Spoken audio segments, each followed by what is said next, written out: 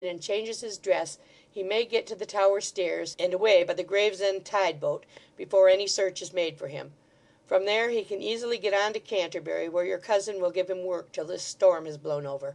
I am not sure that I do right in screening him from the punishment he deserves, but he has lived in this house, man and boy, for a dozen years, and I should be sorry if for this one day's work he made a miserable end.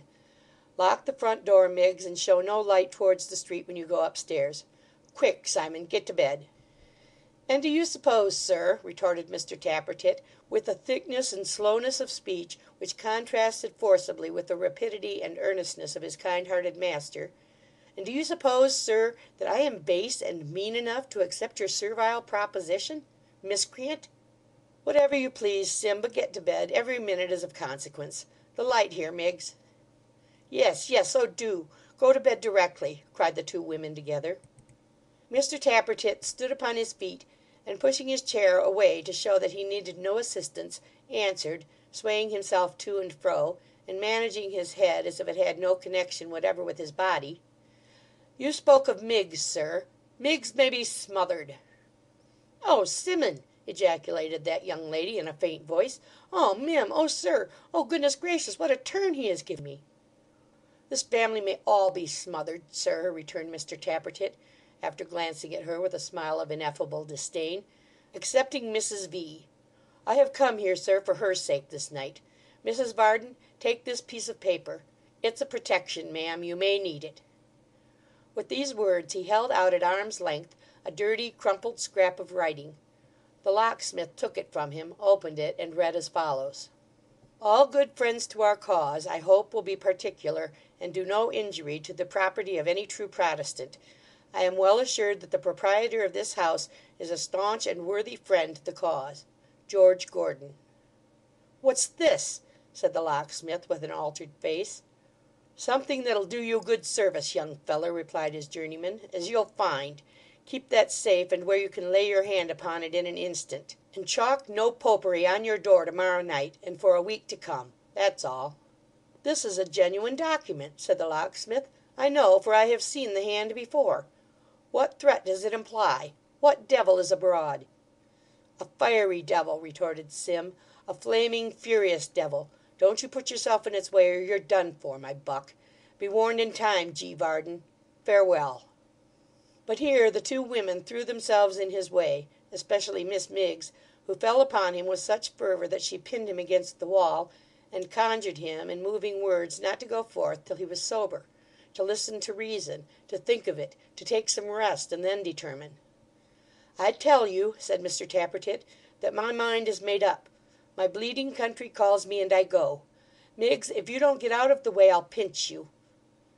Miss Miggs, still clinging to the rebel, screamed once vociferously, but whether in the distraction of her mind, or because of his having executed his threat, is uncertain. "Release me," said Simon, struggling to free himself from her chaste but spider-like embrace. "Let me go. I have made arrangements for you in an altered state of society, and mean to provide for you comfortably in life. There, will that satisfy you?" "Oh, Simmun!" cried Miss Miggs. "Oh, my blessed Simmun! Oh, Mim! What are my feelings at this conflicting moment?" Of a rather turbulent description, it would seem, for her nightcap had been knocked off in the scuffle, and she was on her knees upon the floor, making a strange revelation of blue and yellow curl papers, straggling locks of hair, tags of staylaces, and strings of it's impossible to say what, panting for breath, clasping her hands, turning her eyes upwards, shedding abundance of tears, and exhibiting various other symptoms of the acutest mental suffering. "I leave," said Simon, turning to his master with an utter disregard of Miggs's maidenly affliction, "a box of things upstairs. Do what you like with 'em. I don't want 'em. I'm never coming back here any more. Provide yourself, sir, with a journeyman. I'm my country's journeyman. Henceforward that's my line of business." "Be what you like in 2 hours' time, but now go to bed," returned the locksmith, planting himself in the doorway. "Do you hear me? Go to bed." "I hear you and defy you, Varden," rejoined Simon Tappertit. "This night, sir, I have been in the country, planning an expedition which shall fill your bell-hanging soul with wonder and dismay. The plot demands my utmost energy. Let me pass." "I'll knock you down if you come near the door," replied the locksmith. "You had better go to bed." Simon made no answer, but gathering himself up as straight as he could, plunged head foremost at his old master, and the two went driving out into the workshop together, plying their hands and feet so briskly that they looked like half a dozen, while Miggs and Mrs. Varden screamed for 12.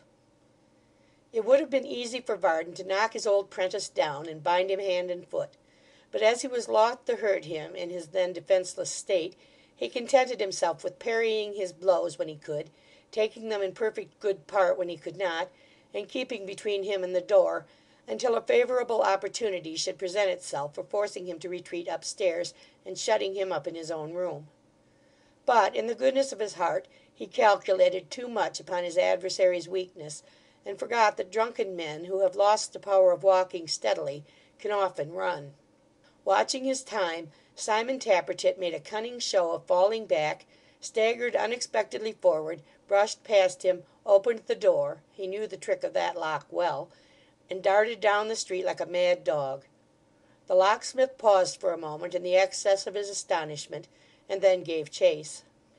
It was an excellent season for a run, for at that silent hour the streets were deserted, the air was cool, and the flying figure before him distinctly visible at a great distance, as it sped away with a long gaunt shadow following at its heels. But the short-winded locksmith had no chance against a man of Sim's youth and spare figure, though the day had been when he could have run him down in no time. The space between them rapidly increased, and as the rays of the rising sun streamed upon Simon in the act of turning a distant corner, Gabriel Varden was fain to give up and sit down on a doorstep to fetch his breath. Simon, meanwhile, without once stopping, fled at the same degree of swiftness to the boot, where, as he well knew, some of his company were lying, and at which respectable hostelry, for he had already acquired the distinction of being in great peril of the law, a friendly watch had been expecting him all night, and was even now on the look-out for his coming. "Go thy ways, Sim, go thy ways," said the locksmith, as soon as he could speak. "I have done my best for thee, poor lad, and would have saved thee, but the rope is round thy neck, I fear." So saying, and shaking his head in a very sorrowful and disconsolate manner, he turned back and soon re-entered his own house, where Mrs. Varden and the faithful Miggs had been anxiously expecting his return. Now Mrs. Varden, and by consequence Miss Miggs likewise, was impressed with a secret misgiving that she had done wrong, that she had, to the utmost of her small means, aided and abetted the growth of disturbances, the end of which it was impossible to foresee, that she had led remotely to the scene which had just passed, and that the locksmith's time for triumph and reproach had now arrived indeed.